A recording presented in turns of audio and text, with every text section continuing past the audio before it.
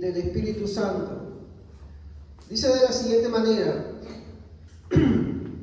por lo tanto, cualquiera que coma el pan o beba la copa del Señor de manera indigna será culpable de pecar contra el cuerpo y la sangre del Señor. Así que cada uno debe examinarse a sí mismo antes de comer el pan y beber la copa. Porque el que come y bebe sin discernir el cuerpo, come y bebe para su propia condena. Por eso hay entre muchos de ustedes débiles, enfermos, incluso varios han muerto.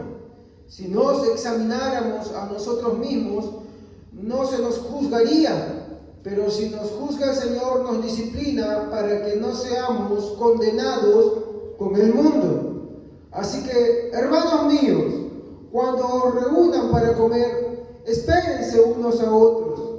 Si alguno tiene hambre, que coma en su casa, para que las reuniones de ustedes no resulten dignas de condenación. Los demás asuntos los arreglaré cuando los visite. Amén. He leído la nueva versión internacional. Amén. Vamos a orar. Padre, te damos gracias por esta bendición tan grande que tú nos concedes de estar aquí en tu casa. Rogamos, Señor, que tú bendigas grandemente esta reunión para que nosotros podamos salir edificados. De la misma manera te pido, Señor, que cada uno de los que están aquí presentes tomen atención a tu palabra, Señor, que no se distraigan en nada más. También de la misma manera, Señor, que me uses a mí para poder predicar tu palabra, Señor. Porque, Señor, necesito tu dirección, Padre Santo, para hablar tus escrituras. Necesito, Señor, tu iluminación para eso, Dios mío. Te pido, Señor, en esta mañana que me dirijas y de esa manera pueda dar a entender tu palabra a tu casa, Señor, a tus hijos, a tu cuerpo. En el nombre de Jesús te pido esto, Señor. Amén y amén. Tomen asiento, queridos hermanos. El tema de esta mañana se llama Reflexiones antes de tomar la Santa Cena. Amén. Hemos tenido varios meses en los cuales hemos estado hablando sobre el libro de 1 de Corintios y, mi hermano, hemos sacado muchas cosas valiosas de este estudio del libro de Corintios. Han apuntado a la Santa Cena. Es cierto, hemos tenido que adelantarnos en algunos versículos, mi hermano, por tiempo que premiaba para poder tocar este tema de la Santa Cena, ¿no? Cosa que vamos a reanudar del siguiente domingo. Pero creí necesario, por el tema de la Santa Cena, adelantar unos versículos, mi hermano, por lo menos hasta el versículo 17, que era lo que queríamos enfocarnos, ¿no? Muy bien, ahora, ¿qué hemos estado viendo, mi hermano, sobre sobre este tema de la Cena del Señor en las semanas anteriores? ¿Qué habíamos estudiado, no? Habíamos visto las diferentes posturas que hay con respecto al tema, incluso de una costumbre que se tenía, mi hermano, en la iglesia de Corinto, que había sido adaptada, mi hermano, y que fue muy bien recibida por la iglesia, que era la fiesta del ágape, la fiesta del amor, en la cual muchas personas se reunían, compartían alrededor de una mesa, mi hermano, estaban ricos y pobres, mi hermano, de una forma en la que podían compartir todos ellos, y que finalizaba esto con la Santa Cena. ¿Me entienden? O sea, eran dos actividades juntas y finalizaba en el partimiento del pan y la copa. Pero alrededor de esta fiesta, mi hermano, que era muy bien vista por la iglesia, sucedieron algunas cosas. Y con respecto a esas cosas que sucedieron, mi hermano, tuvimos un tema, ¿no? Cuando el amor se va de nuestras reuniones, ¿se acuerdan? Entonces, tenemos que tener en cuenta eso, ¿no? Cuál era la indiferencia que sucedía. Estábamos por dos puntos. Habían ricos que traían, mi hermano, muchas cosas, muchos manjares, todo esto, y habían hecho grupos, y ellos se apresuraban a comer. Por otra parte estaban los pobres y también los esclavos, que, mi hermano, a tener mucha hambre y necesidad, ¿qué hacían? No tomaban también con reverencia la reunión que estaba ahí y se amotinaban y empezaban a comer. Y reflexiones que Pablo va a tomar, mi hermano, en los versículos que seguían, y también unas cosas que van a enfatizar al final de estos versículos que hemos leído. ¿Con qué finalidad? De que el tema central, que era la Santa Cena, no perdiera el respeto, la reverencia que ésta debería tener. Y al respecto de eso, habíamos hablado también sobre 4 posturas, ¿se acuerdan, no? Que hoy en día dividen al mundo cristiano, por así decirlo, ¿no? Habíamos visto, mi hermano, la postura de la Iglesia Católica Romana sobre lo que era la consustanciación, ¿no? Perdón, la transustanciación, que nos decía que el cuerpo y la sangre de Cristo eran transformados de forma literal, ¿no? De forma milagrosa en la consagración del pan y el vino. Y hemos visto que su fuente eran, mi hermano, ciertas filosofías aristotélicas, no completas, sino hasta cierto punto. Y habíamos visto, pues bueno, ¿no? Que aunque el pan y el vino seguían sabiendo a pan y el vino a vino, la Iglesia de Roma decía, ¿no?, que era un doble milagro, aunque la sustancia había sido cambiada en el cuerpo y la sangre de Cristo, no así sus accidentes, por eso sabía pan. Entonces era un doble milagro. Esa es la explicación que la Iglesia Católica de Roma da para la doctrina de la transustanciación. También habíamos visto lo que era, mi hermano, la consustanciación, doctrina que mantiene la Iglesia luterana, ¿no? Una de las palabras de Martín Lutero cuando debatía con los calvinistas, mi hermano, en ese tiempo con la facción de Zwinglio, de la cual va a venir Calvino después, era que decía "Hoc est corpus mei", que quería decir, ¿no?, esto es el cuerpo de Cristo. Y él se cerraba y decía, esto es el cuerpo de Cristo. Aunque él no quería tener una igualdad en el sentido de la misma forma en que la Iglesia de Roma entendía la Santa Cena, él decía, no hay que hacer mucho alarde para decir que la presencia de Cristo está ahí. No hay que decir que se hace un milagro por un lado y otro milagro por otro lado para que la carne y el cuerpo de Cristo estén ahí. No, más bien que en la consagración del pan y el vino, no es que el pan y el vino son transformados en la carne y la sangre de Cristo, sino que por el contrario, la presencia literal de Cristo es añadida a los elementos. Por eso vimos el prefijo con, que es decir al lado. ¿Me entiendes? Muy bien. Habíamos visto por otro lado también la posición de la iglesia anabaptista, ¿no? Que ellos lo reducen todo esto a una conmemoración. ¿Me entienden? Y el problema de solamente reducirlo a una conmemoración, una simple conmemoración, era que uno puede caer en el ritualismo, ¿no? Así como, por ejemplo, cuando uno va, trabaja y empieza a trabajar en un empleo nuevo, uno va a veces con sus ánimos bien dispuestos y después que pasa el tiempo ya como que se va relajando, ¿sí o no? Y ese peligro de tomarlo solamente como un rito de conmemoración simple y llanamente así. O cuando uno se casa recién está con todo lo simple, tú le querías hacer bien las cosas. Y después cuando van pasando los días lo van empezando a tomar como que ya esto es lo que tengo que hacer y punto, y se va sumergiendo en la monotonía. Y tampoco eso es lo que Dios quiere. ¿Ya? Entonces se levanta una tercera facción, mi hermano, para una cuarta facción, que es la posición de Calvino, y es la posición que la Iglesia Reformada sostiene y mantiene hoy, y es la posición que nosotros también tenemos por esto. Es una posición bien equilibrada, voy a serle sincero, ¿no? ¿Qué es lo que dice la posición reformada, no? Que, bueno, la Santa Cena en sí también es una conmemoración del sacrificio, y no solamente del sacrificio de Cristo, sino de una pronta venida de Él. ¿Me comprenden? Muy bien. Ahora, también, ¿qué es lo que se dice? Que aunque la presencia física, literal de Cristo no está presente, mas sí está presente la presencia divina de Cristo. ¿Me entienden? Porque Cristo en su parte humana, física, ¿dónde se encuentra? A la diestra del Padre. Mas esa presencia física, literal, del Cristo humano no se encuentra aquí. Pero sí la presencia divina, porque la presencia divina de Cristo lo embarga todo. Esto tendríamos que hablar un poco de los atributos de Dios, que ya lo vamos a ir hablando en los próximos meses. Estoy viendo bastante ese tema. Me quedo impactado sobre muchas cosas que no sabía, y sí le comparto que de acá le voy diciendo que es muy interesante. ¿Ya?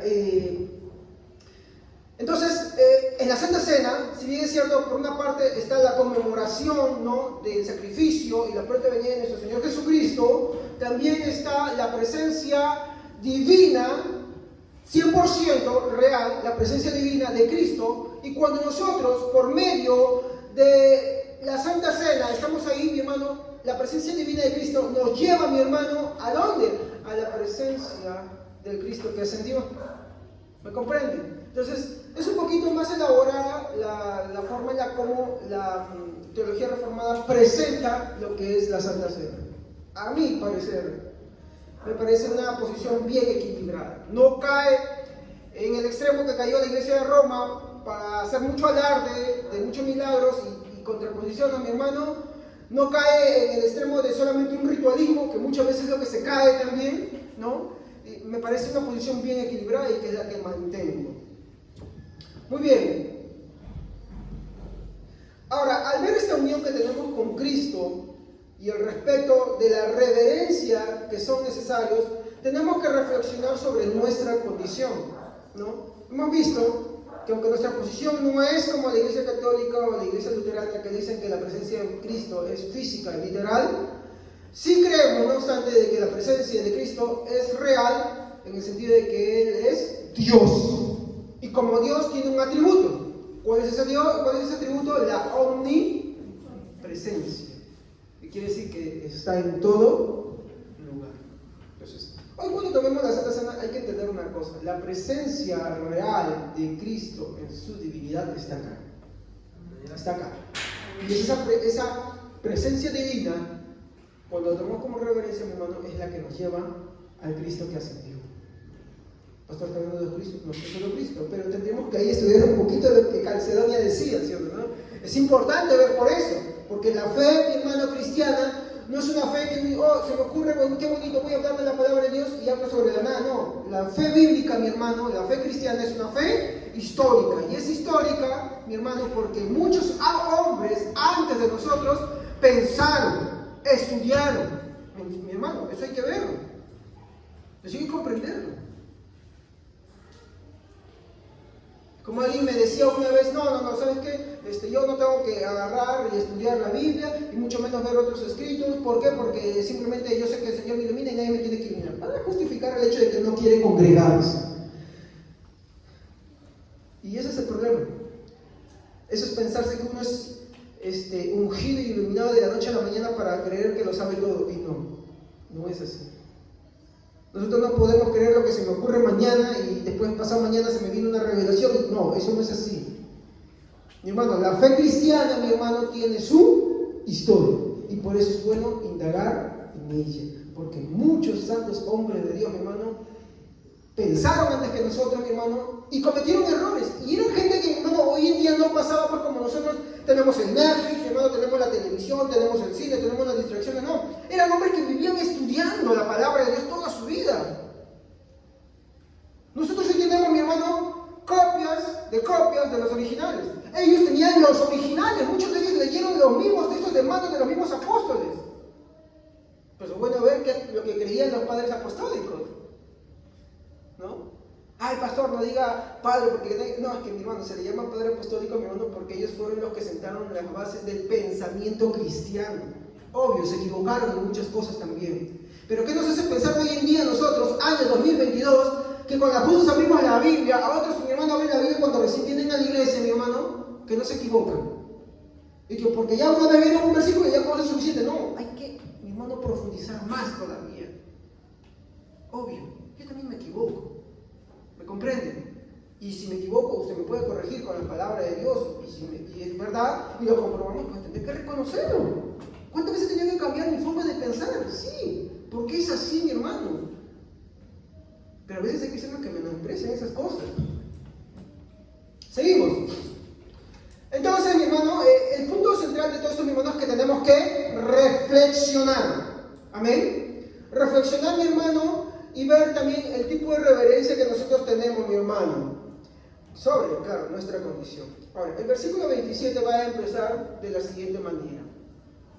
Dice: de manera que cualquiera que coma este pan y beba esta copa del Señor indignamente será culpado del cuerpo y de la sangre del Señor, ¿no? Empieza, mi hermano, con una advertencia sobre o en contra de las siguientes actitudes. Primero, la indiferencia. ¿Y qué es ser indiferente, mi hermano? Pues bueno, es una persona que no le muestra interés. Entonces, si usted ha venido, mi hermano, esta mañana, no le muestra ningún interés, usted tiene un problema, lo que voy a presentarles ahora. Algunos son más astutos, deciden no venir. Deciden no venir. Cosa que les voy a demostrar más adelante cuál es el sitio en el que están cayendo. Deciden no venir. Dicen, ay no, saben que están haciendo algo mal dentro de sí. Y bueno, fuera, mi hermano, que ya, cuando uno está presentando ante estos momentos que son sacros, mi hermano, son sagrados, uno agarra y reflexiona, bueno, sí, he estado haciendo mucho mal. Tengo que parar. No puedo seguir pecando. Se arrepiente y abandona, Dios lo restaura y puede tomar la Santa Cena. Pero ¿qué sería lo malo? Que, me arrepiento en ese momento y dentro de mi corazón sí quiero pecar, quiero seguir pecando. No, es no pecar, es abandonar el pecado. ¿Me comprende? Ahora, yo no digo con eso que no vas a tener luchas por abandonar el pecado. Sí, uno tiene que luchar, porque así es el camino. Mi hermano, creo, si no mal recuerdo, cuando estábamos leyendo el mismo libro de Corintios, en el capítulo 9, versículo 27, dice: más bien golpeo mi cuerpo y lo domino, no sea que después de haber predicado a otros yo mismo quede descalificado. ¿Qué cosa habla ahí? Habíamos estudiado profundamente sobre eso. Habla sobre el esfuerzo que cada uno debe tener por vivir una vida santa y agradable. Pero pastor, ¿no te he dicho que la santidad es algo que proviene de Dios? Sí, es algo que proviene de Dios. Esa es la santidad que Dios hace, mi hermano, cuando nosotros venimos a los pies de Cristo. Él va produciendo el querer como el hacer. ¿Me comprenden? Y hemos afirmado, los actos morales no son los que salvan. Pero, y ahí viene el pero, eso no quiere decir que no importa lo que hagamos. Más bien, que el que es cristiano de verdad, al escuchar la palabra de Dios, al escuchar el llamado de arrepentimiento, se va a compungir, mi hermano, y va a, ¿qué cosa? A arrepentirse, va a querer abandonar su pecado. ¿Me comprende? ¿Y eso por qué sucede? Porque Dios produce el querer como el hacer. ¿Y qué va a hacer? Se va a esforzar en su vida. ¿Para qué? Para vivir de forma santa y agradable. No porque esto lo salve, sino porque ama a Dios. ¿Me comprende? Muy bien. Entonces, no podemos ser indiferentes, mi hermano. Algunos prefieren, como digo, no venir a la iglesia para evitar la Santa Cena porque de repente, o qué sé yo, están fornicando, están adulterando, o qué sé yo, de repente, por ejemplo, están haciendo ofensas también, como las que hemos visto en la Santa Cena. ¿Se acuerdan el trato con los hermanos? ¿Se acuerdan, no? Ofensas en medio de la fiesta del ágape, donde que pobres y ricos tenían que juntarse a compartir de la palabra del Señor, a compartir un alimento, mi hermano. Los pobres, mi hermano, tenían que compartir un alimento saludable con ellos, no apresurarse también de forma irrespetuosa. Los ricos no tener que ser exclusivos y solamente querer centrarse en un grupo élite, mi hermano, ellos. Y faltar el respeto a la casa del Señor y a la cena del Señor. Tienen que ver eso, ¿no? O sea, de las ofensas que cometemos también con nuestros hermanos. Porque eso es lo que habla, mi hermano, los versículos 17, mi hermano, creo que es el 22, que hemos tratado, mi hermano, cuando el amor se va de la iglesia. Entonces, tenemos que reflexionar eso, mi hermano. Ahora, también tenemos que reflexionar sobre el tema del ritualismo, mi hermano. ¿Y qué es el ritualismo, mi hermano? Es aquello que se toma como costumbre, ¿no? Siempre que se repite. Es una costumbre, mi hermano, que a veces, mi hermano, decimos, bueno, hay Santa Cena, hay Santa Cena, ya. Está bien, vamos a tomar la Santa Cena porque sí. Ese es el peligro de la doctrina anabaptista. Claro que el anabaptismo hizo una contribución muy buena sobre la forma en cómo hoy pensamos de bautizar, ¿no? Que es el bautizo de personas que son conscientes de lo que están haciendo, ¿no? No vamos a hablar del tema del bautismo porque también hay posiciones, amén, hay posiciones. Entonces, antes de terminar ese punto, con respecto al bautismo hay posiciones, y algunos piensan que solamente hay dos posiciones, la posición evangélica y la posición católica romana, y no es así, no es así, hay más posiciones, mi hermano. Entonces es algo que se verá más adelante. Entonces, tenemos que tener, mi hermano, cuidado de estas actitudes que estoy mencionando, tanto de la indiferencia como del ritualismo. No hay que tomar esto como un simple rito, entonces yo voy y voy a tomar la Santa Cena, bueno, para que me vean bien, ¿no? O por ejemplo, cuando uno dice, no, sabes que me voy a disculpar contigo porque de repente yo te he ofendido, ¿no? No hay que hacerlo eso como diciendo, pues bueno, no, sí, y no importa cómo sigas, no tiene que decidirse, agarrar, no volver a hacerlo. ¿Me entienden? Si eso es en ti es porque Dios lo puso. Y si no está en ti, no hay ese mover, ese sentir, mi hermano, esa decisión, mi hermano, en ti, es porque Dios no te lo puso. Y eso nos va a llevar a algo mucho más peligroso que voy a hablar dentro de unos momentos. Muy bien. Ahora, estas actitudes, mi hermano, de hecho, son un claro indicio, mi hermano, de un corazón no arrepentido. Puede ser que un hermano esté bautizado, puede ser que tenga un cargo, puede ser que tenga años, pero si tú tienes indiferencia y ritualismo en estas dos cosas, mi hermano, con respecto a la Santa Cena, y vamos a ampliar otras cosas más, es un claro indicio de un corazón no arrepentido. Eso sí, hay que tener cuidado. No podemos caer en eso. Por favor, ¿me pueden prender las luces de acá adelante para poder ver mejor? Gracias. Ahora, todo esto? Es que todo se reduce, mi hermano, en venir, mi hermano, a la mesa del Señor, mi hermano, aferrado al pecado personal. ¿Qué quiero decir con pecado personal? Envidias, celos, contiendas, pecados, hablamos por ejemplo de la fornicación, el adulterio, la convivencia. No, por eso que nosotros exhortamos a nuestros hermanos, no está bien que vivan en convivencia, cásense, ¿no? Tampoco, y es una especie de pseudo convivencia, aquellos que mantienen relaciones sexuales, ¿no? En fornicación continua, tampoco, ¿no? Si usted ha estado haciendo eso, usted corte ya. Usted tiene que cortar ya. ¿Amén? Usted tiene que cortar ya. Y eso va a depender de cuánto usted ama al Señor. Ahora usted dirá, pero pastor, tengo miedo de fallar al Señor. Bueno, vamos a ver eso en un momento, ¿ya? Porque también vamos a ver en este tema qué es lo que habla al respecto. ¿Cuál es el punto central acá? Tiene que venir a la Santa Cena, mi hermano. Uno tiene que ver ciertos aspectos, mi hermano. Una autorreflexión en la cual involucre que esta persona, mi hermano, agarre y renuncie a la vida de pecado. Es que, y acá tengo que tener en cuenta, no es que uno nunca va a pecar, no estoy diciendo eso. Mi hermano, no somos pecadores porque pecamos porque somos pecadores y eso hay que entenderlo. Ahora, eso no quiere decir que uno va a vivir en pecado, porque cuando uno vive en pecado, mi hermano, ¿qué hace? Practica el pecado. Ya no es algo que le pasó producto de un descuido, de su negligencia, sino que ahora lo hace continuamente. ¿Se da cuenta? Entonces, ¿por qué? Por eso es la convivencia que nosotros decimos que no es bueno, sino, ¿no?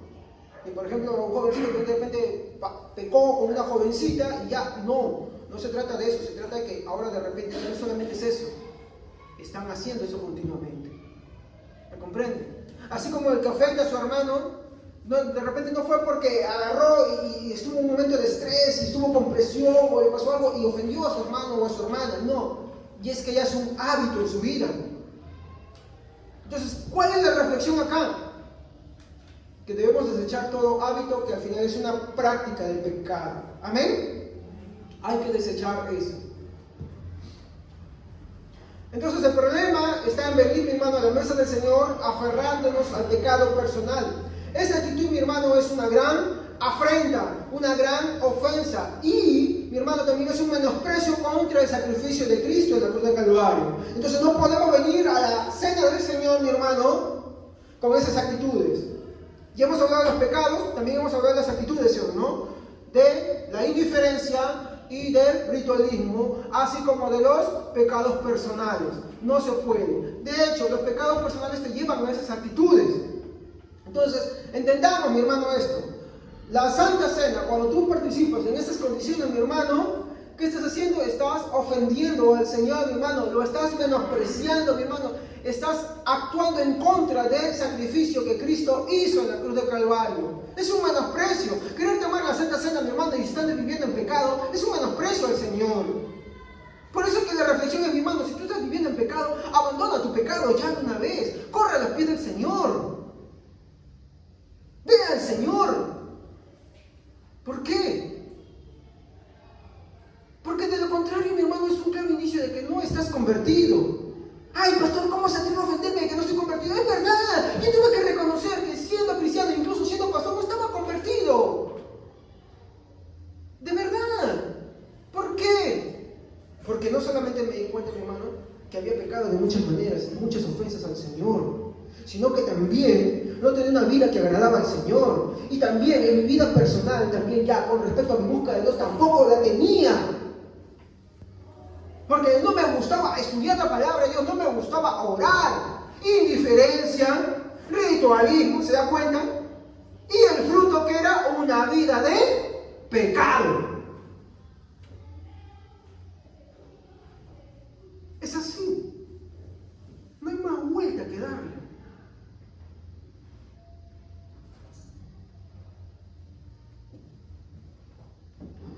Por eso el verso 27 dice: de manera que cualquiera que coma este pan o beba esta copa del Señor indignamente, será culpado del cuerpo y de la sangre del Señor.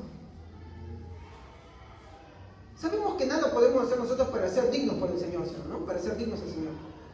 Pero poderoso es Dios que Él nos puede hacer dignos. ¿Y mediante qué nos hace dignos? Cuando nosotros, mi hermano, reconocemos lo que Él dice de nosotros. Vean que la solución parte de Él siempre. Lo que Él dice de nosotros es lo que debemos aceptar sobre nosotros mismos. ¿Qué Él dice de nosotros que somos pecadores? No, pastor, yo soy pecador. Analízate. Porque Juan nos dice, cualquiera que dice que no es pecado le hace a Él mentiroso. Y su verdad no está en nosotros. Yo no puedo darle en contra de eso. Pero hay que meditar, hay que analizar, hay que reflexionar.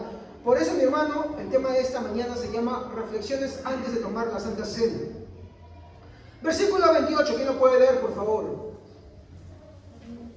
Así que cada uno debe examinarse a sí mismo antes de comer el pan y beber de la copa. Muy bien. Como le dije, la examinación y la autorreflexión, mi hermano, son necesarios. Mi hermano, un versículo que mi esposa leyó y no me acuerdo bien, creo que está en 2 Corintios, habla de que nosotros nos debemos examinar continuamente si es que Cristo está en nosotros, a menos de que no lo esté. Espero recordarlo bien. Si me corriges y lo encuentras, perfecto. ¿Ya? Te agradecería eso porque no me acuerdo bien, pero eso es algo que ahorita sí me vino y es verdad, es necesario. Cuán importante, mi hermano, es no tener esa vida de reflexión, no solamente, mi hermano, en estos momentos, sino que esa reflexión, mi hermano, tiene que estar constantemente en nuestra vida. Y esa reflexión nos va a llevar, mi hermano, a analizarnos muchos más aspectos, incluso considerar pecaminoso ciertas conductas y actitudes que nosotros tenemos que antes de repente no las considerábamos. Cosas que nos van a hacer buenas, mi hermano, a la hora, mi hermano, de acercarnos, mi hermano, al Señor. ¿Y eso por qué? ¿Porque es una voz más santa? No, sino porque amamos al Señor. Cuando uno no ama al Señor, no le importa esas cosas. Por eso tenemos que reflexionar. Antes de comer el pan y tomar la copa, mi hermano, es necesario la reflexión sobre nuestra condición. Al exponer todos nuestros pecados, mi hermano, ante el Señor, mi hermano, tenemos que ver que esto no es algo opcional. No es que, bueno, voy a elegir exponerte, Señor, mis pecados, voy a elegir confesarte, Señor, que yo soy un fornicario, que yo soy un adúltero, una adúltera, una fornicaria, que yo soy una maldiciente, que yo soy una grosera, que yo soy un irrespetuoso, que yo soy una gritona, un gritón, que yo soy un menospreciador, que yo soy un envidioso, un avaro, que yo soy un violento, que yo soy esto, aquello, lo otro y esto y aquello, que yo también te ofendo porque no te amo como debería de ser. ¿Por qué? Porque yo me digo cristiano y no oro, no leo tu palabra, porque me digo, predico a los demás, pero ni siquiera me predico a mí mismo porque no indago en tus escrituras. Y podemos seguir con la lista más larga todavía.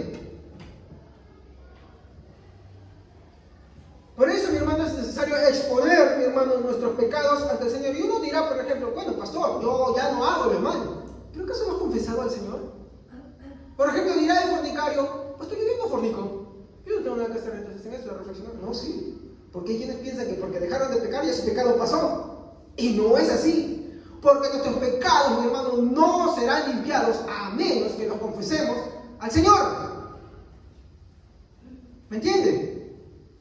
Y sucede eso. ¿O cuántas veces nos sucede que hay cristianos que ya se sienten mejor consigo mismos? Y ese también es un autoengaño, porque ya no pecan. Pero ellos, aunque han dejado de pecar, no se lo han confesado al Señor. ¿Me comprenden? Y uno tiene que confesárselo al Señor. Hijitos míos, esto digo, y ahí viene la premisa, para que no pequéis. Pero si alguno ha pecado, abogado tenemos para con el Padre. Porque si confesamos nuestros pecados, y esta palabra confesar viene de la palabra homolageto, homo igual lageto, hablar lo mismo que Dios. Dios dice que somos pecadores. Entonces debemos examinarnos dónde están nuestros pecados. No, pastor, yo no he pecado. Mentiroso. Mentiroso, no, sí has pecado. Tienes que examinarte. De repente hay cosas que consideras que no son pecado, pero sí son pecados para Dios. Entonces, hijitos míos, esto os escribo para que no pequéis. Pero si alguno ha pecado, abogado tenemos para con el Padre. No es incluso tu mismo cambio el que te va a justificar ante Dios. Es el que tú, mi hermano, confieses tus pecados al Señor. Dile, Señor, soy pecador, soy esto, perdóname, ya no quiero ser así. Cámbiame, Señor, ayúdame. Sin ti, como cuando Él dijo, separados de mí, nada podéis hacer. Sin ti no puedo vivir. ¿Estamos entendiendo? Muy bien. Entonces, el exponer todos nuestros pecados ante el Señor, mi hermano, no es opcional. No es opcional. No, yo me vengo, me siento muy bien, Señor. Bueno, voy a tomar tu sangre. No es algo opcional. No es algo opcional. Es algo obligatorio. El participar sin arrepentirse, mi hermano, es una clara muestra de apego empedernido al pecado. ¿Sí? Incluso el que no peca también peca. Peca de orgulloso por no reconocer su condición pecaminosa. ¿Sí? Así es, mi hermano. El no, mi hermano, arrepentirse, y sabe que es apego, ¿no? Es una posición, mi hermano, un sentimiento en el cual te aferras y sin eso sientes que no puedes vivir. Es como los que confunden el amor con el apego. Se sienten ilusionados, se sienten plasmados. No es amor, es apego. Si la persona se muere, ella se muere. Así hay algunos que hacen por sus pecados también. Por eso venir sin arrepentirme, mi hermano, es una muestra clara de apego empedernido al pecado. De una persona no arrepentida. ¿Cuál es lo peor de todo esto, mi hermano? Que esto, mi hermano, ridiculiza, mi hermano, el sacrificio de Cristo y muestra un gran menosprecio. Por eso, mi hermano, es que si tú estás en una condición de pecado que puedes dejarlo, déjalo. Estás ofendiendo, deja de ofender. Estás fornicando, deja de fornicar. Estás adulterando, deja de adulterar. Estás estafando, deja de estafar. ¿Me comprenden? Hay otros que por los errores que han cometido están atados al pecado. Por ejemplo, la convivencia. Están atados al pecado de la convivencia. ¿Qué deben hacer? Cortar con eso. Están atados a una persona con la cual están fornicando constantemente. Están atados a una persona con la cual están adulterando constantemente. Tienen que cortar. ¿Me entienden? ¿Y cómo corto eso? Ya no fornico más. Ya no adultero más. Me arrepiento. Y en el caso del otro, ya no vivo más en convivencia. Me voy y me caso. ¿Me entienden? ¿Estamos así? Me voy y me caso. Y si no quiere casarse, bueno, lo dejo. Así de simple.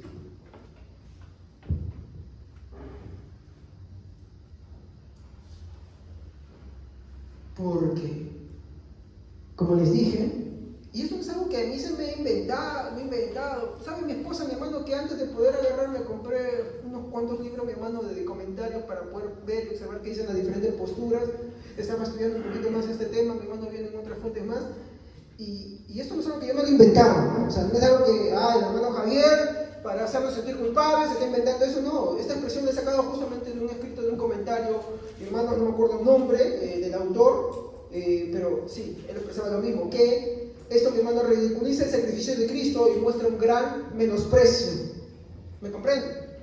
No examinarse, esto no es algo que yo me lo he imaginado, que se me ocurrió a última hora para venir acá a escribir y mostrarse, no. Entonces sí.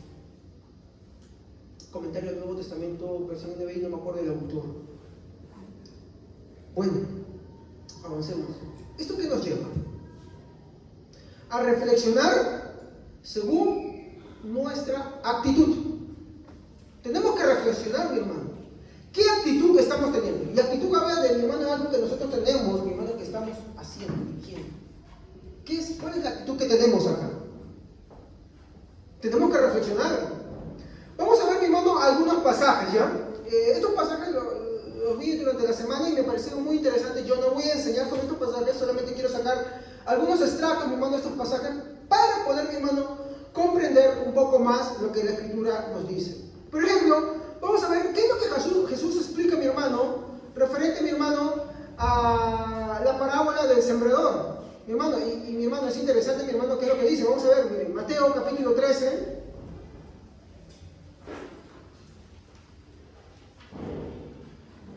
Ya Jesús había hablado sobre la parábola del sembrador y él ahora, después que sus discípulos le preguntan, él les va a dar la interpretación correcta. Es de verdad. Uy, quiero hablar de otro tema ahorita con respecto a la interpretación, pero no. Pero bueno, el Señor siempre tiene la interpretación correcta, y cuando él habla de la parábola del sembrador, miren lo que él dice, explicando, ya él está explicando, versículo 18 al 23, dice: oíd pues vosotros la parábola del sembrador. Cuando alguno oye la palabra del reino y no la entiende, viene el malo y arrebata lo que fue sembrado en su corazón. Este es el que fue sembrado junto al camino. El que fue sembrado en pedregales es el que oye la palabra y al momento la recibe con gozo. El que fue sembrado en pedregales, verso 21, pero no tiene raíz en sí, sino que es de corta duración, pues al venir la aflicción o la persecución por causa de la palabra, luego tropieza.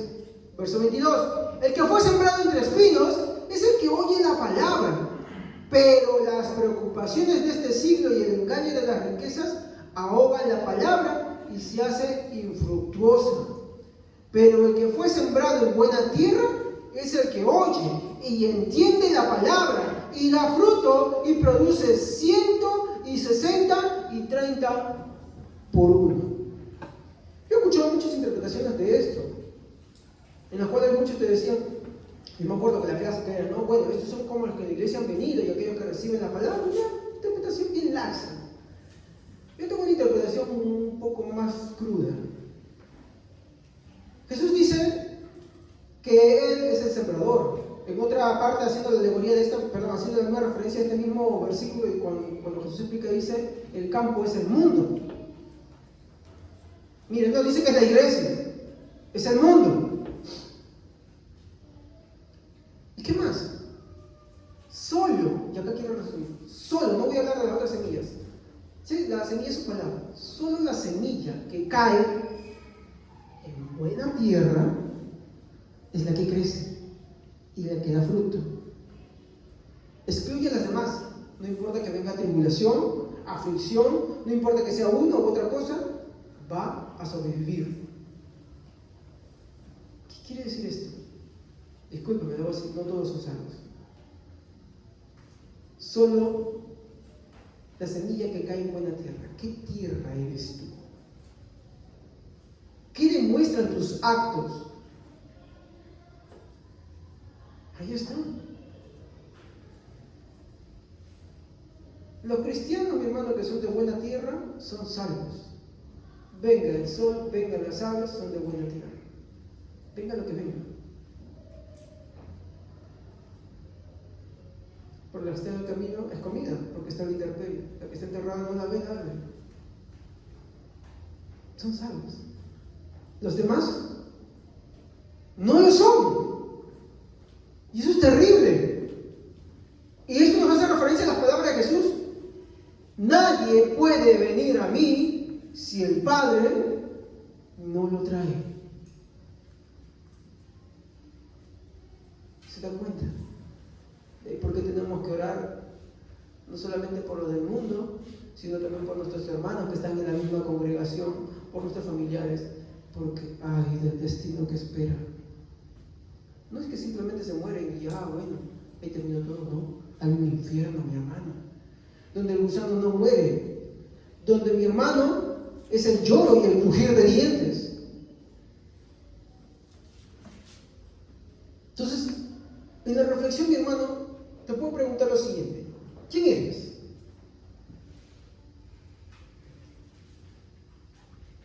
¿Qué semilla tienes? ¿Qué tierra eres?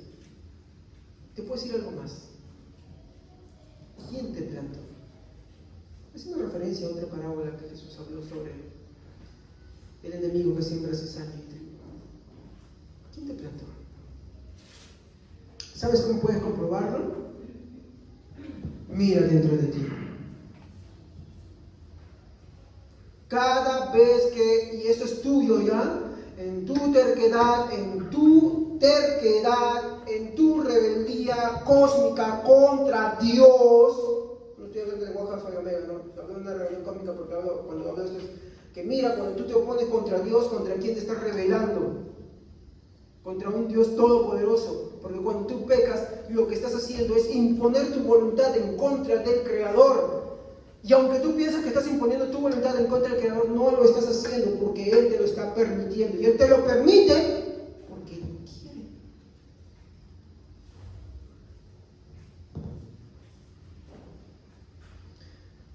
Marcos, capítulo 11, versículo 15. Mire, acá hay algo que quiero mostrarles. Jesús purifica el templo. Del versículo 15 al 17, dice así: vinieron pues a Jerusalén, y entrando Jesús en el templo comenzó a echar fuera a los que vendían y compraban en el templo. Volcó las mesas de los cambistas y las sillas de los que vendían palomas, y no consentía que nadie atravesara el templo llevando utensilio alguno. Y les enseñaba diciendo: no está escrito, mi casa será llamada casa de oración para todas las naciones, pero vosotros la habéis hecho cueva de ladrones. Creo que mi pregunta acá sería bien práctica. ¿Tienes reverencia ante quién estás acá? ¿Vienes acá y estás jugando con los pies? ¿Estás pensando en otra cosa que no sea la palabra de Dios? ¿Estás atento a lo que las Escrituras dicen? ¿Estás pensando en lo que te pasó o en lo que quieres hacer? ¿O estás acá con la intención clara de: Señor, soy un pecador y quiero aprender de tu palabra? Santifícame en tu verdad, porque tu palabra me santifica. Dame fe, porque tu palabra, porque por la fe viene por el oír la palabra de Dios. ¿Tienes reverencia? ¿Qué es lo que Jesús hizo con los que no tenían reverencia? Los echó fuera. Y puedes estar acá adentro, pero puedes estar afuera también. ¿Me comprendes? Hay un libro que mi esposa está leyendo que se llama Al Jesús que no puedes ignorar. Y es increíble lo que ella me ha contado de ese libro.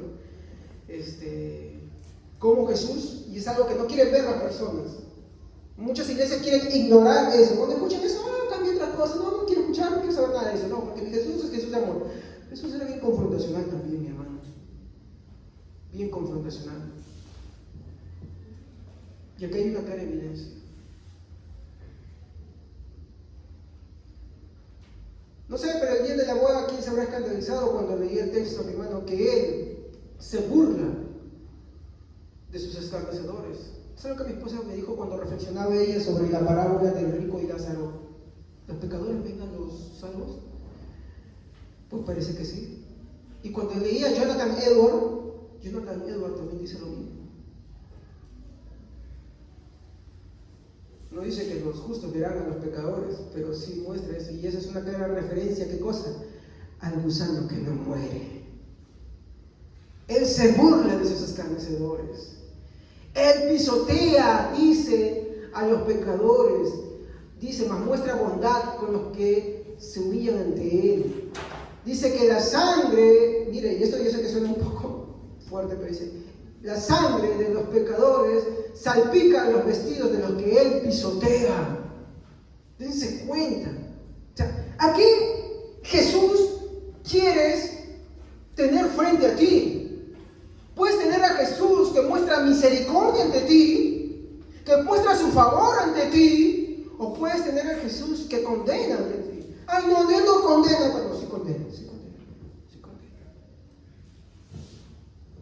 Es más, y esto no es el tema, el infierno es una clara expresión, mi hermano, de lo que es la manifestación de un atributo de Dios. Cuando Hebreos dice, en el capítulo 2, hermanos, atendamos a lo que hemos oído y escuchado. Porque si lo que hemos oído, escuchado y testificado por ángeles y profetas y por nuestro mismo Señor Jesucristo fue fiel, ¿cómo escaparemos a una condenación? Y la palabra escapar, ¿a qué se está refiriendo? ¿Escapar de quién? Escapar de la ira y del juicio de Dios. Porque en el infierno un atributo de Dios se manifestará. Y es su perfecta justicia, pero también su perfecta ira. Y mi pregunta es, ¿ante quién tú quieres estar? Entonces tú reconoces que eres un pecador, que estás viviendo una vida bien laxa, que estás pecando. Es más, de repente incluso has venido y antes has pecado de venir acá, o has estado pecando unas semanas. ¿Qué es lo que tienes que hacer ahora? Arrepentirte. O de repente alguno, como dije, ¿no? Ha estado pecando, pero dejó de pecar y por eso se siente seguro. No, también irás al infierno. Porque gente que hace buenas obras también se van al infierno.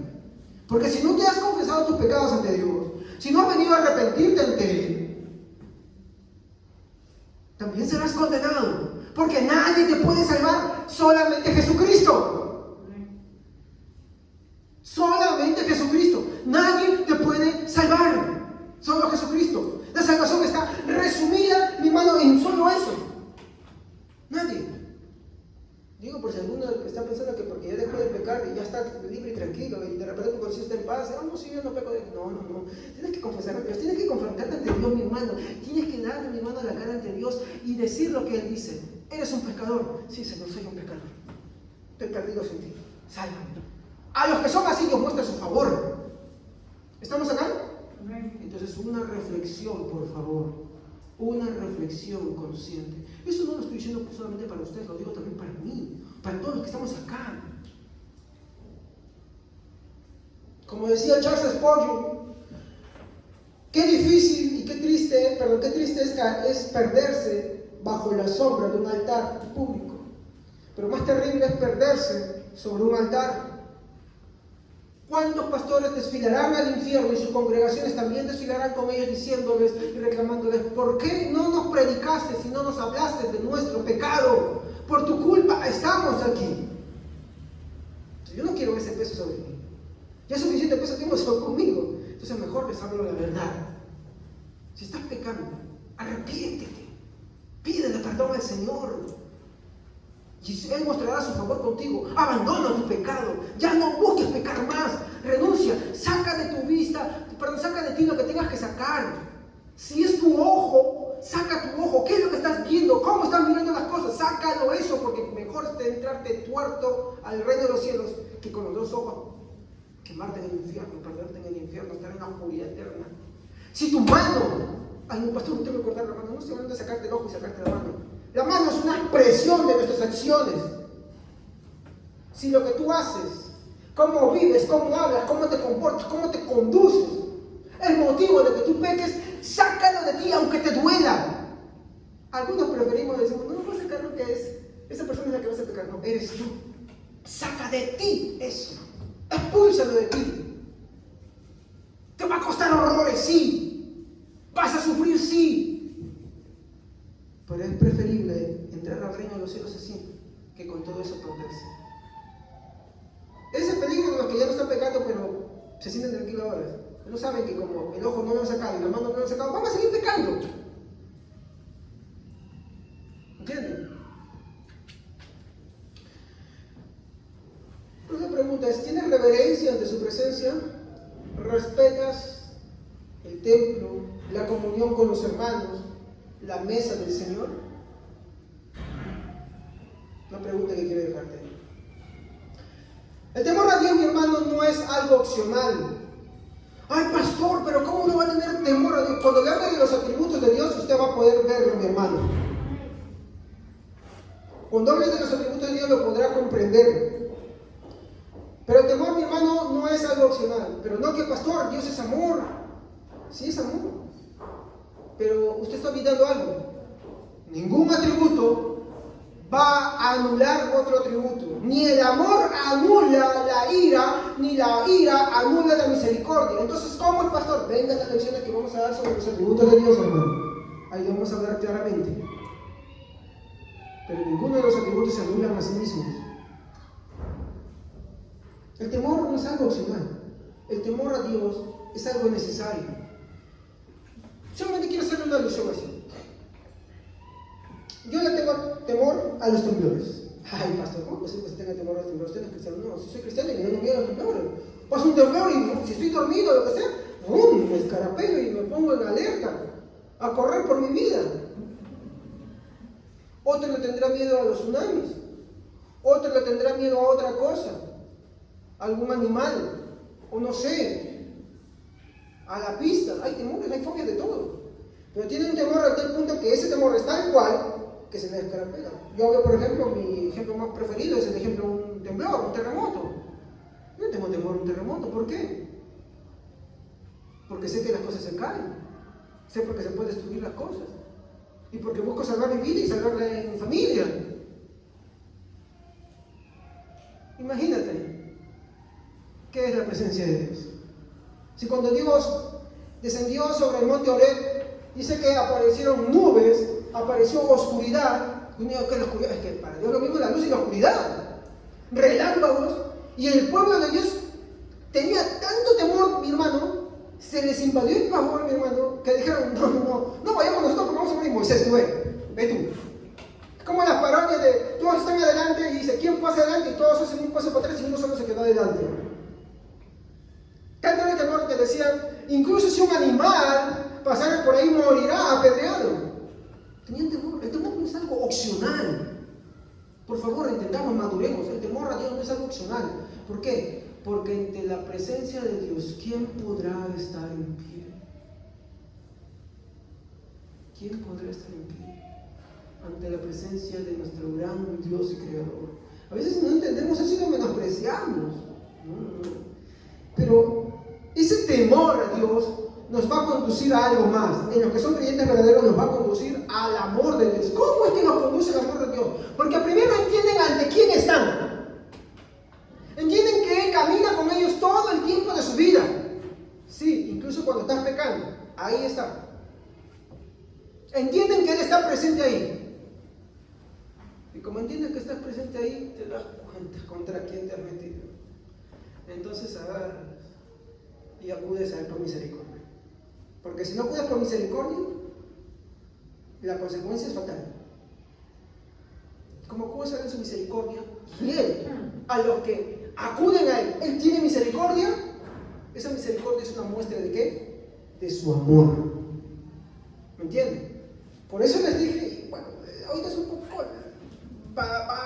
poco simple, no, creo que es un poco simple lo que trato de explicar. Cuando hablemos de los atributos de Dios hablaremos mucho sobre eso. El temor de Dios, mi hermano, y quiero que se quede con esto, no es algo opcional, es algo necesario, es algo que tiene que estar presente siempre. Muy bien, escuchar su mensaje y excusarse, mi hermano, de que, bueno, no, yo solo escucho porque ya hago las cosas buenas, no sirve. No te va a liberar nada de eso, mi hermano. Como le dije, el temor de Dios, mi hermano, no es algo opcional, sino algo necesario. Y al no entender eso, existe una mala comprensión. Entendemos, por ejemplo, que muchos entienden a Jesús como, sí, un tipo bueno, que hace cosas buenas, un Dios viejito, ahí olvidado en el tiempo que fue bueno en crear y es bonachón. No, mi hermano. Vea usted los atributos de Dios.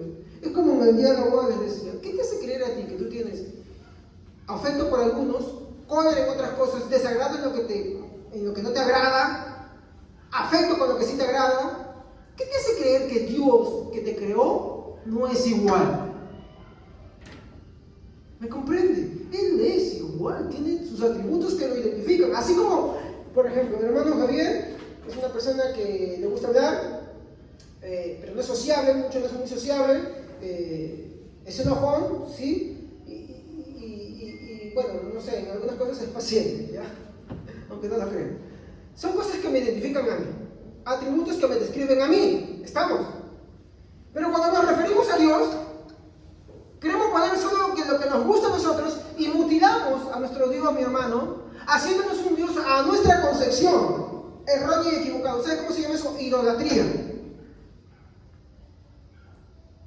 Vean ustedes los dioses que adoraban a la gente. Dioses del sexo, dioses de la fortuna. ¿Qué es un dios? Un dios que solamente tiene esa cualidad, ¿sí o no? Por ejemplo, Venus, la diosa del amor, de las pasiones, Afrodita. Tú no la describes ella con cólera. Tú la describes como la diosa de las pasiones, del sexo, del erotismo. Nada más, ¿sí o no? Ares, dios de la guerra. Lo describes así nomás, con esa personalidad. Eso es idolatría. Eso es lo que hacemos con nuestro Dios. Iglesias que le dicen, no, solamente Dios es amor y nada más, están mal. Iglesias que le dicen que Dios es solamente juicio, también están mal. De nada me sirve a mí del juicio y de la ira de Dios si no te llevo a la solución que es Cristo Jesús para experimentar su amor verdadero. ¿Me entienden? Dios tiene muchos atributos Y es importante por eso conocerlos. Y cuando no adoramos a este Dios con sus atributos completos, disculpe hermano, aunque usted esté acá, está haciendo idolatría.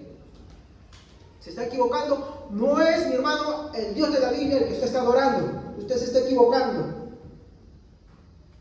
Entonces, existe una mala conversión por todas esas cosas. Por eso es que mi hermano, al escuchar mi hermano su mensaje, muchos se excusan. Y aunque se excusen, esto no sirve.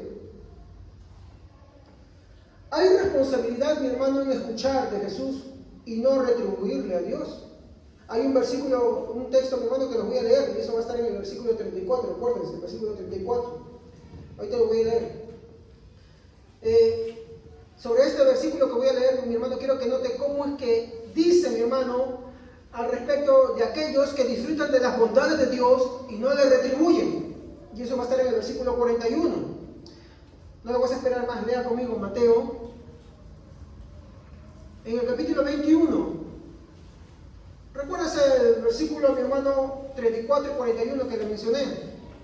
Mateo, capítulo 21, versículo 33. Habla sobre la parábola de los labradores malvados. Dice, oí otra parábola. Hubo un hombre, padre de familia, el cual plantó una viña, lo rodeó con una cerca, cavó en ella un lagar, edificó una torre y lo arrendó a unos labradores y se fue lejos. Cuando se acercó el tiempo de los frutos, envió sus siervos a los labradores para que recibieran de ellos sus frutos. ¿Qué espera el padre? Retribución.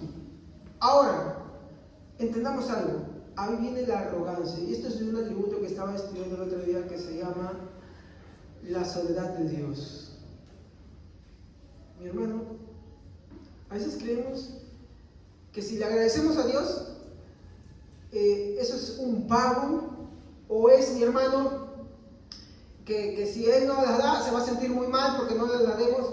Mi hermano, Él no necesita nuestra retribución. Él no la necesita. No necesita tu agradecimiento, mi agradecimiento. No necesita tu adoración, no. Porque Él, mi hermano, es absoluto y autosuficiente. ¿Estamos? Estoy hablando de un poquito de atributos de Dios, ¿eh? Él es autosuficiente de tal manera que Él no necesita de nosotros. Algunos dicen, no, que para manifestar su amor Él nos creó. No, Él no necesitaba crearnos. En su soledad, mi hermano, Dios estaba completo. Él estaba completo. No necesitaba de crearnos a nosotros. Es más bien nosotros que necesitamos de Él. Jesús dijo que Él es la vida. Somos nosotros los que necesitamos de Dios. Pues va a ser muy bonito cuando veamos ese atributo de Dios, mi hermano. Y a veces somos arrogantes en creer que le hacemos un favor a Dios. No, no le hacemos ningún favor. Es más, no necesita ni siquiera nuestras alabanzas. Pastor, por eso no lo voy a adorar, no lo voy a escuchar palabras. ¿Qué cosa es en la que te estás metiendo? ¿Contra quién crees que estás hablando cuando pronuncias esas palabras? Él te está escuchando. ¿Contra quién crees? Uy. Nosotros necesitamos retribuirle. Nosotros. Es una expresión del agradecimiento que tenemos, del amor que le amamos. Necesitamos nosotros, no es que Él la necesite. Nosotros necesitamos hacerlo. Y si tú no tienes esa necesidad de retribuirle a Dios, pues simplemente no eres de Él. Pero mira lo que pasa. Seguimos acá con lo que dice, ¿no? Cuando se acercó, verso 34, cuando se acercó el tiempo de los frutos, envió a sus siervos, a los labradores, para que recibieran sus frutos. Pero los labradores, tomando a los siervos, a uno golpearon, a otro mataron y a otro apedrearon. Recibimos el regalo de la vida. Recibimos, mi hermano, una familia. Recibimos a quienes amar, quienes nos amen. Mi hermano, tenemos la misericordia de despertar cada día. Y lo justo es que le retribuyamos. No porque Él lo necesite, pero lo justo es que le retribuamos nosotros porque somos agradecidos. Pero ¿qué hacemos? No agradecemos. No le retribuimos. Escuchaba el testimonio de alguien que me decía que en plena predicación afuera estaban conversando. ¿Qué es eso? Que hermanos que no se pueden sentar en la iglesia y escuchar la palabra de Dios, tienen que pararse y dar la vuelta por donde sea. ¿Qué es eso? No entienden que uno tiene que retribuirlo. Por eso que cuando tú vienes a la casa de Dios, tienes que saber a qué has venido. Has venido a agradecerle la misericordia de Él. Mira, la vida que tú tienes un día Dios te la va a pedir. Y Dios te va a pedir cuentas por eso. Y de lo ingrato que eres. Sí. Por eso el cristiano tiene que, su vida no es suya y tiene que agradecerle a Dios.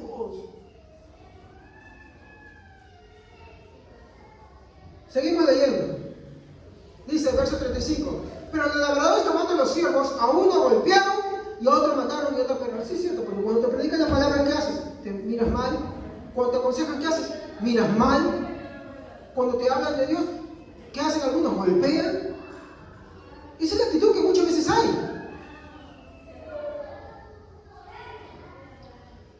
Pero los labradores, tomando a los siervos, a uno golpearon, a otro mataron y a otro apedrearon. ¿Qué haces tú cuando te hablan de la palabra de Dios? Cuando te están hablando y no te gusta. ¿Qué haces? Cuando de repente te están escribiendo por el Facebook o el WhatsApp, ¿qué haces? ¿No quieres escuchar más? ¿No dejas de responder? ¿Qué haces? ¿Contra quién crees que estás haciendo? Cuando de repente te están hablando y dices, ¿a qué no quiero? Cuando están exhortando, ¡qué ofensa! ¿Cómo se te...? ¿Contra quién crees que lo están haciendo? Cuando la palabra viene y te resientes, ¿contra quién crees que lo estás haciendo? Bien, seguimos. Verso 36. Y envió de nuevo a otros siervos, más que a los primeros, e hicieron con ellos lo mismo. Finalmente les envió a su hijo diciendo, tendré respeto a mi hijo. Pero los labradores, cuando vieron al hijo, dijeron entre sí, este es el heredero, venid, matémoslos, apoderémonos de su heredad. Y tomando, lo echaron fuera de la viña y lo mataron. Eso es lo que hacemos cuando no venimos con respeto ante Dios. Eso es lo que hacemos cada vez que la reprensión viene y no queremos reflexionar. Eso es cuando no queremos aceptar la reprensión que Dios nos quiere dar, el llamado que Dios nos quiere dar. Sí, despreciamos, menospreciamos el sacrificio de Cristo, mi hermano, eso es lo que hacemos. Ahora quiero que noten lo que dice el verso 40 y 41, especialmente el 41. Cuando venga el Señor de la viña, ¿qué hará con aquellos labradores? Dice la pregunta.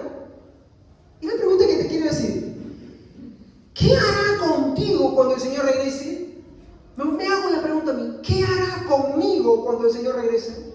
Dime si esto no es para tener respeto y temor de Dios. Pregúntate ahora, ¿qué hará contigo el Señor cuando regrese? ¿Qué hará? Y el mismo verso 41 dice, a los malos destruirá sin misericordia.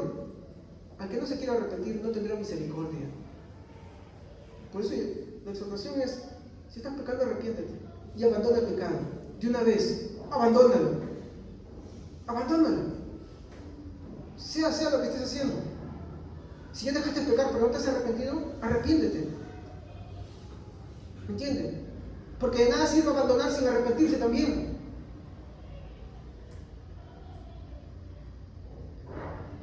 A los malos destruirá sin misericordia y arrendará su viña a otros labradores, y acá vienen, que le paguen el fruto a su tiempo. ¿Se da cuenta? Tu lugar será dado a otro que sí sea agradecido. ¿Qué quiere decir que los primeros eran? No eran. Es lo que Jesús decía. A veces hay una mala interpretación cuando se dice el diablo venía a robar, matar y destruir. ¿Sabe qué Jesús está hablando del diablo? Jesús está hablando de los falsos maestros, de los falsos hermanos. Léalo completo. Me di con un contrasolazo y cuando mi hija también me mostró eso en una ocasión viendo un video. ¿Qué es eso? No está hablando del diablo, está hablando de los hermanos, está hablando de los que predican también. Dios mío. Entonces una buena reflexión, mi hermano, es ¿qué hará el Señor conmigo cuando regrese? Entonces volvamos a 1 Corintios capítulo 11, versículo 29, ¿quién lo puede leer?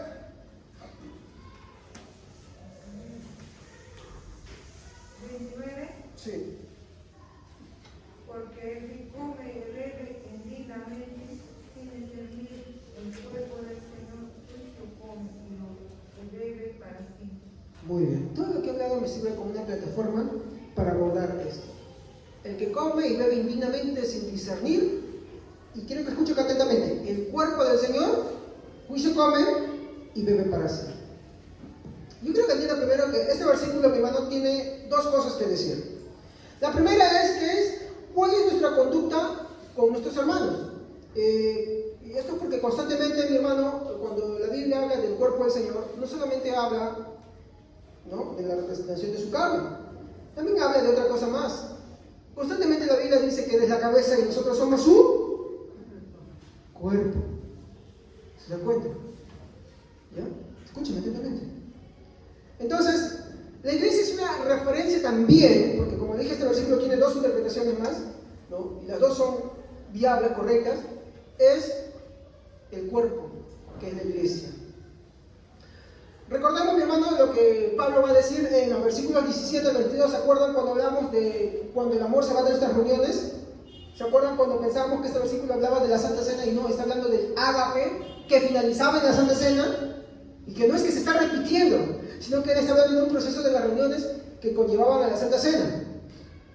Entonces, ¿qué es lo que está refiriéndose acá? Mi hermano, es, mi hermano, de nuestra actitud con nuestros hermanos, mi hermano, con los atropellos que se hacen contra los que son pobres dentro de una iglesia, las exaltaciones que se hacen contra aquellos que tienen más dinero dentro de una iglesia, mi hermano. Estos son los atropellos que se hacen con la fiesta larga. O en nuestro caso, pues, tal vez no hacemos muchas veces lo que es una comida en la cual nos sentamos todos, pero sí en reuniones en las que estamos todos. Todo lo que conlleva una reunión. Creo que, mi hermano, cuando hablemos del libro de Santiago, vamos a ver mucho de este tema. Santiago tiene mucho que decir, es muy bueno, mi hermano. Compré algunos libros para estudiar el libro de Santiago y me he quedado impactado con lo que dice sobre cómo debe ser nuestra actitud con los más desfavorecidos dentro de la iglesia del Señor. Y usted dirá, pero pastor, yo no tengo riqueza, no tengo abundancia. Pero incluso lo que tú tienes, puedes compartirlo también. El segundo punto es que al acercarnos a la cena del Señor con afrentas cometidas contra nuestros hermanos, hay que entender que eso también es pecado. ¿Me entienden? Es pecado. No solamente es la reflexión de que estoy yendo a tomar la copa y el pan y que una vida de pecado es malo y tengo que arrepentirme por eso, sino también el considerar nuestro trato con los demás hermanos. También es pecado y tenemos que analizarnos ahí.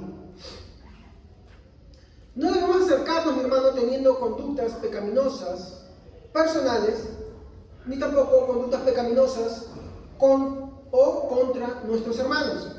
¿Estamos ahí, hermanos? ¿Sí? ¿Están acá atentos? Entonces no podemos tener conductas así. Ahora, Pablo quiere que los cristianos de Corinto abandonen sus pecados y decidan vivir para Cristo. Este es el objetivo. Ese es el objetivo. Acá yo no busco hacer leña del árbol caído. Acá lo que busco, mi hermano, es que procedamos al arrepentimiento. ¿Para qué? Para que vivamos como Dios quiere que vivamos y expresemos la persona de Cristo ante las personas que no conocen y también a nuestros hermanos. Amén. Acercarse, mi hermano, sin arrepentimiento y abandonar el pecado es motivo, mi hermano, como lo dice el versículo, mi hermano, juicio come y bebe para sí. Mi hermano, esto, mi hermano, es motivo de juicio y escarnecimiento. O como dice acá en mi versión de NBI, dice, porque el que come y bebe sin discernir el cuerpo, come y bebe su propia condena. Entonces, ¿qué hacen? Algunos dicen, no voy a tomar la Santa Cena porque estoy así. ¿Qué hacen? Perenizan su pecado. ¿No quieren arrepentirse? ¿Qué es lo que dicen? A ver, volvemos a repetir acá. Dice, porque el que come y bebe, y acá está el punto central, dice, sin discernir. ¿Qué quiere decir discernir? O por ejemplo, vamos a hablar algo bien claro, ¿no? Tal vez no tenga un poquito de contexto histórico ahí, pero vamos a hablar sobre una palabra aplicable. Cuando tú cierras, por ejemplo, la harina, ¿no? Y a veces lo cierras ¿para qué? Para que caiga un polvillo, ¿sí? ¿No? Y sea mejor la mezcla. Pero también el discernir se usa, mi hermano, en otras cosas para, mi hermano, dejar, mi hermano, arriba las cosas que no quiere, piedritas o cualquier sustancia que vaya a contaminarlo. Entonces, mi hermano, lo que se busca, mi hermano, es, mi hermano, separar y ver y identificar lo que al Señor no le agrada, con la finalidad de ¿qué? De arrepentirse. ¿Para qué? Para no entrar en condenación, para no cargar condenación.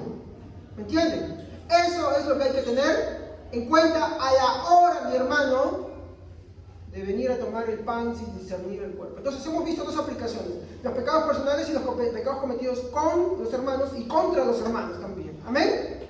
Muy bien. Entonces, pasamos al versículo 30. ¿Quién lo puede leer? A ver, ¿quién lo puede leer? ¿Algún voluntario? Amén. Y esta es la razón por la que muchos de ustedes son débiles, están enfermos, y algunos incluso han muerto. Esto es interesante. No crean que las cosas quedan así nomás. Escúchate también. En la versión Reina Valera, por lo cual hay muchos enfermos. Primero, enfermos. ¿Qué cosa hay? Debilitados. ¿Qué cosa más?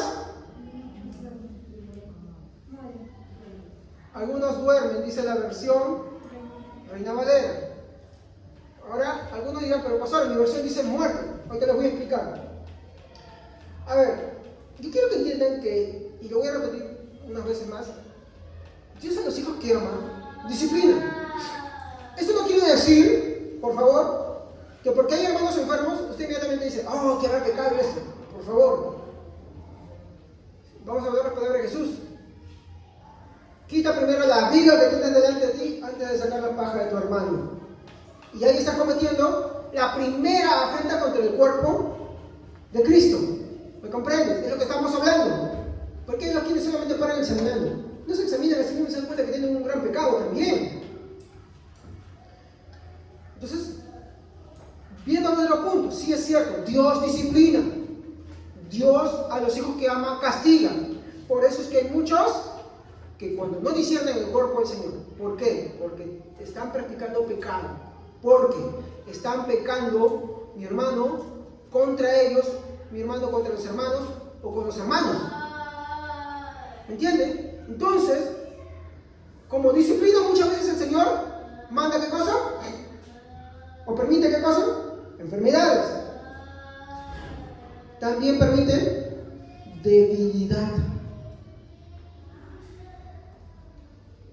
¿Sí? Vamos a explicar algo y de repente alguno que me va a escuchar va a decir, oh, no puedo creer. Cuando uno es cristiano de verdad y peca, se olvida de algo. El Espíritu Santo está sellado en uno, dice. Acá no es que el Espíritu Santo se va y después vuelve. ¿Me comprenden? Si es que verdaderamente eres hijo de Dios. Cuando uno es verdaderamente hijo de Dios y peca, se siente mal. La Biblia dice, no contristéis al Espíritu Santo con el cual fuiste sellados para el día de la redención. Esta palabra contristar es entristecer. Ahora, como escuchaba de un pastor, Miguel Núñez, me gustó mucho eso. Si viéramos en el mundo cuántas personas pecan, diríamos que tenemos un Espíritu Santo muy atribulado, porque cuántos paran pecando. Y no es así. Lo que este versículo quiere decir es la forma en la que el Espíritu Santo disciplina para arrepentimiento a los que son hijos de Dios. ¿Y sabe cómo los disciplina? Los contrista. El fervor, el gozo que tenían antes por predicar la palabra de Dios, ya no la tienen. ¿Me equivoco, Daniel? ¿Sí así, no? Ya no la tienen. Si tenían antes esos deseos, mi hermano, de estar metido en las cosas de Dios, mi hermano, de estudiar su palabra, de predicar con ahí, como esto, ya no la tienen. ¿Por qué? Porque el Espíritu Santo se autorrestringe como una medida disciplinaria. ¿Para qué? Para que el que es verdaderamente creyente irá al arrepentimiento. ¿Se da cuenta? Ahora, el que no tiene al Espíritu Santo, nada. Pero pastor, yo vengo a remordimiento, pero si eso no te lleva al arrepentimiento, tampoco no es nada. ¿Me entiendes? nos guía a toda verdad. Pero date cuenta también la afrenta que cometes contra el Espíritu Santo cuando pecas, especialmente los pecados sexuales. Y acá no estoy hablando de que hay pecados mayores y menores, no todos los pecados son iguales, pero quiero que entiendan. Esto Pablo lo dice, tratando en este mismo libro, creo que en el capítulo 6, si no mal recuerdo, sobre la inmoralidad sexual y los pecados sexuales que sucedían en los Corintios. No saben que los que se unen a una remera se hacen uno con ella. Haréis uno, los miembros de Cristo, con los de Belial, con los de una persona. ¿Se dan cuenta ustedes? ¿Se dan cuenta? Entonces el cristiano verdadero entiende cómo le está enfrentando a Dios y se arrepiente y se da cuenta y dice: Dios mío, ¿qué he hecho? ¿Qué he hecho? Y va a los pies de su Salvador y le pide perdón. Y poderoso es Dios que lo restaura. ¿Me comprende? Poderoso es Dios que lo restaura. Y aunque vaya a luchar muchas veces toda su vida, porque así es, el mundo tiene que luchar. Entonces vas a luchar, pero ahí se va a ver la victoria del cristiano, en que se va a apoyar en su Señor, siempre, para librarlo de todo pecado y de toda tentación, porque va a depender de Él.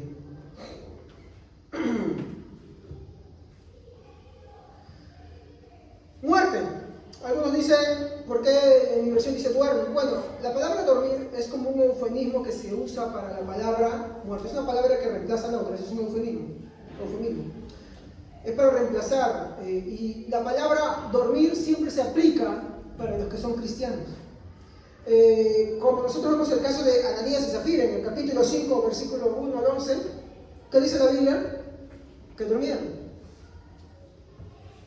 Durmieron, sí. Es que mi hermano, tú no entiendes una cosa. La vida del cristiano es pelear contra el pecado.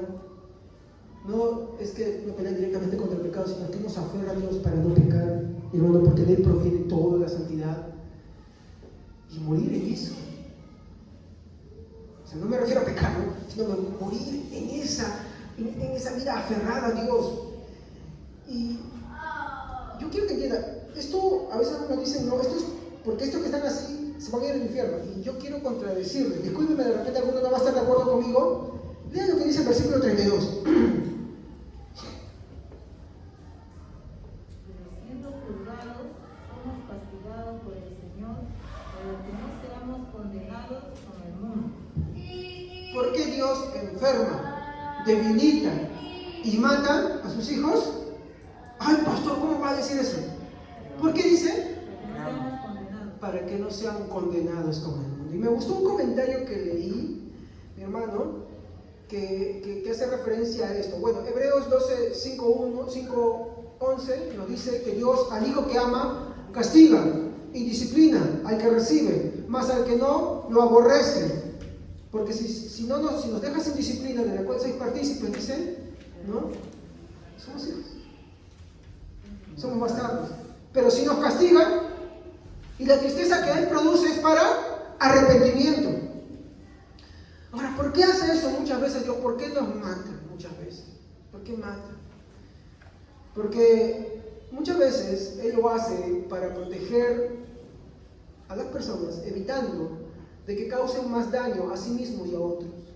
¿Sí? Hay hermanos que son sinceros, pelean, no se entregan al pecado, pero a veces sienten que ya no pueden, pero están ahí aferrados al Señor. ¿Y qué hace el Señor en su muestra de amor? Se los lleva. Se los lleva. ¿Para qué? Para que no sean condenados. Entonces dije, yo me imagino que alguno no estará de acuerdo. Discúlpeme, yo estoy leyendo ahí algo que está continuo. ¿Entienden? ¿Esa es permisidad para pecar? No, no es permisidad para pecar. Eso lo está hablando de quienes están, mi hermano, ahí aferrados al Señor con todo. ¿Entienden? Y que a veces en su negligencia se acercan a la cena del Señor y no se examinan a sí mismos. ¿Qué hace el Señor? Los disciplina. Los enferma para que se den cuenta de su condición. Los debilita para que se den cuenta de su condición. Y los lleva, incluso hasta la muerte, para que entiendan su condición. Para evitar de que se sigan haciendo daño. Yo recuerdo en el caso de un hermano que peleaba mucho con la drogadicción. ¿Y cómo? ¿Cómo peleaba?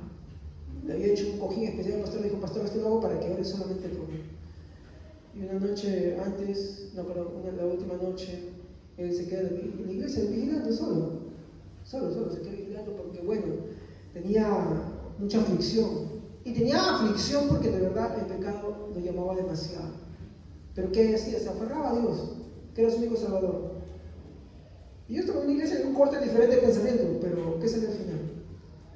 Que vino la noche siguiente y estaba en vigilia, entraron a robar a la iglesia, lo amarraron, le pusieron un bozal en la boca y como sufría de asma murió ahogado. ¿Se salvó? El Señor lo llevó en un altar, ofrenda grande para él. Murió peleando. Por eso es que la Biblia dice que los cobardes mueren de el reino. Si no es que se van a ir a la iglesia y dicen, no, ¿sabes qué? Por no pecar, me voy a pecar al mundo, porque ese es su mensaje atrás. O sea que no es para mí. A lo mejor no voy, van a escuchar. Por eso dice la Biblia, ni los cobardes heredarán el reino de los cielos. Dice, incrédulos y cobardes, ¿eh? Miren cómo está ahí. Porque es así, hermano querido. Si tú amas al Señor, vas a pelear contra el pecado. Como Pablo dice en el capítulo 9, versículo 27, vas a golpear duramente tu cuerpo. No es que le vas a meter golpe, por favor, como los católicos hacen, ¡bla! No. Sino que vas a hacer como Jesús decía. Lo que el deseo es de caer lo vas a sacar de ti. Y qué difícil es sacar algo que está en ti. No te dice que saques de allá, no te dice que le saques el ojo al otro, no te dice que le saques la mano al otro. No, es que te saques tú. No que te saques tú y digas, voy a deshojar, no. Pero eso que está dentro, eso que te hace ser a ti así. Tú sabes qué es lo que te hace ser así. Si tan solo te examinas, tú sabes lo que te hace ser así. Tú sabes lo que te hace ser fornicario, ladrón, mentiroso, adúltero, estafador, chismoso, blasfemo, irreverente. Tú sabes qué es. Solamente que no lo quieres ver. No lo quieres tocar. Pero sabes qué es. Sácalo de ti mismo.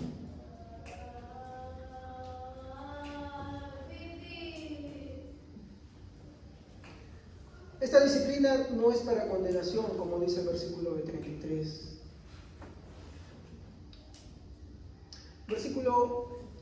Lo vamos a ver ahora para el versículo 33. Dice, así que hermanos míos, cuando reunís a comer, esperaos unos a otros. Acá quiero hacer un altito antes de empezar con esto, y aunque Pablo ya quiere cerrar el tema ahí, para empezar a hablar de los dones espirituales, que también vamos a hablar de muy pronto ya.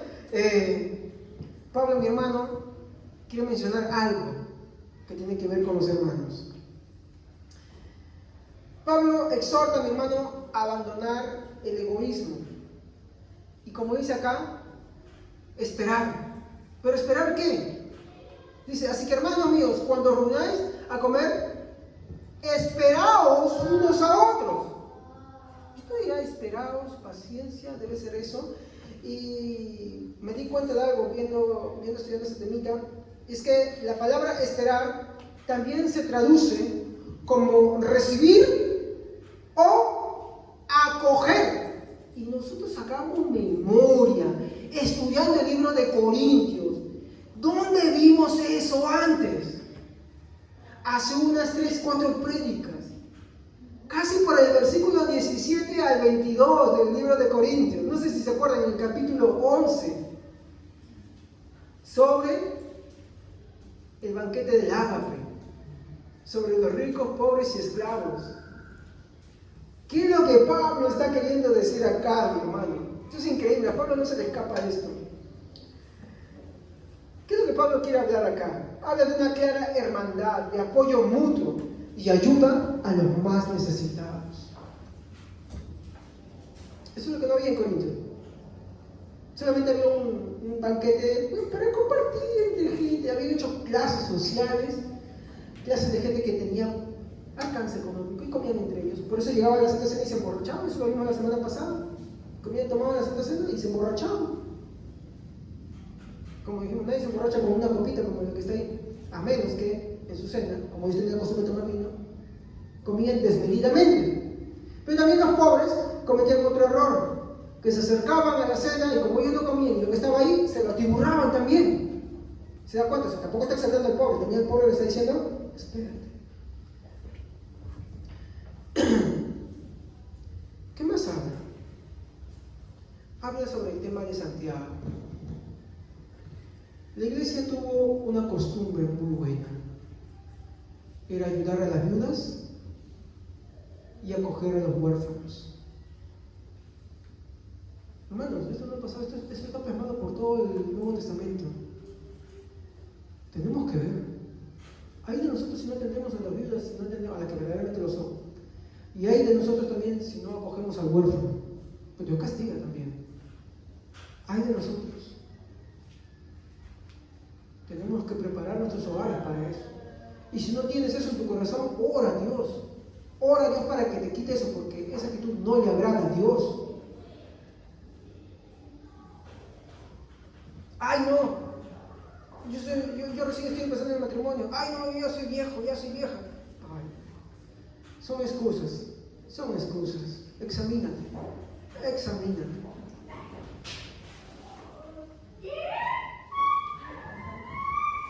Eso lo veremos cuando estudiemos el libro de Santiago. Entonces, ¿qué nos dice? Que esta palabra también es acoger. Versículo 34. Si alguno tiene hambre, coma en su casa. ¿Se da cuenta? Para que no os reunáis para condenación. Está hablando del pobre. Pero uno dirá, pero pastor, le está diciendo al que no tiene que comer en su casa. No, le está diciendo que al que tiene, dé al que no tiene. Porque, y acá tiene que ver mucho el pensamiento cristiano de ese tiempo. Cuando tenemos el libro de Hechos, ¿cuál es el pensamiento? Dice, nadie decía que lo suyo era suyo, sino que era de todos. ¿Se da cuenta? Ese era el pensamiento, por eso es que lo está hablando así. Yo no sé si te habrá escuchado, yo muchas veces he escuchado una interpretación de esto, muy pocas veces. Pero justamente estaba viendo esos libros y me llamó la atención de esto. Si alguno tiene hambre, come en su casa, para que no os reunáis para condenación. ¿Para qué? Para que no ofrenden la sacralidad, la reverencia, el temor, y se examinen en todas sus actitudes con respecto a lo que es la Santa Cena. Las demás cosas las pondré en orden cuando yo vaya. Esto nos habla de la responsabilidad que cada uno tiene con los pobres para no afectar a la iglesia, para no cargar más a la iglesia. Porque el ayudar, hermano, a los pobres, el ayudar a los huérfanos, el ayudar, por ejemplo, como les he dicho, con esto voy a finalizar. La iglesia, mi hermano, tiene que tener en mente, mi hermano, algún día Dios quiera, espero estar vivo para verlo, tener un orfanatorio, sería muy bueno. Entre los cristianos, mi hermano, la hipocresía y el trabajo es bien escaso. Los católicos nos llevan avanzando años luz en eso. Pero entre los cristianos es muy poco de verdad. Sería bueno que un día la iglesia lo tenga. Pero, y acá viene lo que Pablo está diciendo en el versículo 34, también hay responsabilidad de cada uno. O sea, ¿tú qué esperas que la iglesia lo haga eso y haga por ti lo que tú tienes que hacer? Es un trabajo colectivo, pero también es un trabajo individual. Entonces, ¿cuántos hermanos acá estarán dispuestos a arrepentirse, a arreglar su vida, poner su vida en orden, ponerse a buscar a Dios de verdad y hacer las obras de misericordia que Dios quiere que hagamos? Porque a las puertas de la Santa Cena, ver la necesidad que hay en nuestro mundo que rodea y venir sin arrepentimiento, incluso en esa área, es pecado también. Y lo que Pablo, por lo que hemos estudiado en los servicios anteriores, está demostrando es que la iglesia de Corintio tiene muchas cosas de las cuales tiene que arrepentirse y no está entendiendo, por eso que los enferma, para que ellos vean en su necesidad lo débiles y cómo están careciendo ellos, para que se den cuenta que es lo mismo que ellos están haciendo con otras personas. Entonces, como conclusión, mi hermano, Dios nos llama a examinarnos, a arrepentirnos. Si estás pecando, deja de pecar y arrepiéntete. Si ya dejaste de pecar, pero no te has arrepentido, arrepiéntete. Si estás pecando contra tus hermanos o con tus hermanos, arrepiéntete. Si estás pecando y de repente tú dices, yo me arrepentí de todo eso ya, pero no estás haciendo la labor que Dios quiere que hagas con los que más lo necesitan, también estás pecando. ¿Entiendes? Tanto dentro como fuera de la iglesia. Pero, aún así, si somos partícipes de la disciplina, dice que lo hace no para condenación, Pero si escuchamos la palabra de Dios, yo creo que, y si tenemos, o hemos atendido a la palabra de Dios un poquito, entendemos que Dios nos dice arrepentámonos. Amén. Entonces, yo no quiero que ustedes vengan acá, por favor, no. Ahí donde usted está, póngase de pie, ore al Señor y pídale perdón por sus pecados. Analícese cómo ha vivido. De repente ha vivido egoístamente, de repente ha estado fornicando, de repente ha estado en adulterio, de repente ha estado, qué sé yo, menospreciando a sus hermanos, de repente ha sido rebelde contra las reprensiones, de repente ha sido reacio a cambiar su vida, de repente es reacio a hacer las obras de misericordia que Dios quiere que usted haga como expresión de gratitud. Yo le pido en esta noche